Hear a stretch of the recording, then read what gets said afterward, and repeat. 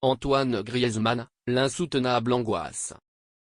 La date du 13 novembre rappelle des souvenirs particulièrement douloureux à Antoine Griezmann. La soirée du 13 novembre 2015 reste gravée dans toutes les mémoires.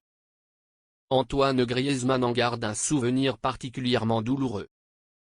Et les explosions entendues sur le terrain du Stade de France, où les Bleus reçoivent l'Allemagne, ne sont pas le souvenir le plus marquant de l'attaquant français.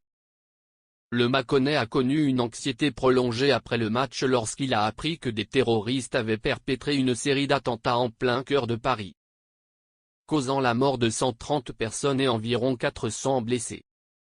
Alors que ses parents étaient dans les tribunes du Stade de France, sa sœur Maud était effectivement au Bataclan pour assister au concert des Eagles of Death Metal. Un concert à destination des terroristes, qui a fait pas moins de 90 morts parmi les 1500 spectateurs. Je savais que Maud, passionnée de musique, allait à un concert à Paris. Mais je ne savais pas où.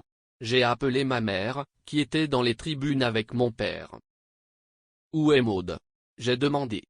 « Lors d'un concert de je ne sais quoi, mais ce n'est pas au Bataclan », a-t-il répondu avec confiance.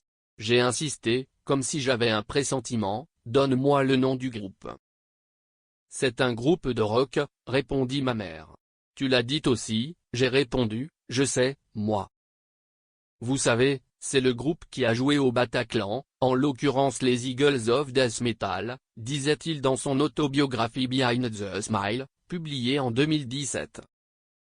Antoine Griezmann ne veut plus en parler. J'ai essayé de le contacter. Elle n'a pas répondu. J'ai laissé des messages. Je suis allé sous la douche, a-t-il poursuivi. J'ai rapidement rejoint mes parents dans la salle des joueurs. Ils m'ont confirmé que ma sœur était au Bataclan, avec un ami. Nous avions très peur. L'anxiété était intense. Impossible de dire si c'était bon. Il a fini par le prendre. Maud parla doucement. Puis la conversation fut interrompue. Encore une fois, pas son téléphone. Il a en outre répondu. Très tard dans la nuit, il a réussi à appeler ma mère, lui expliquant qu'elle était sortie après l'intervention de la police. Il s'est réfugié dans un restaurant, avec d'autres survivants, tandis que la police poursuivait ses opérations à l'intérieur. Le soulagement était extrême. Merci au meilleur. Maud Griezmann, de son côté, s'est exprimé sur les événements dans un documentaire consacré aux champions du monde. Griezmann confidentiel. Antoine est une personne très modeste, a-t-il expliqué.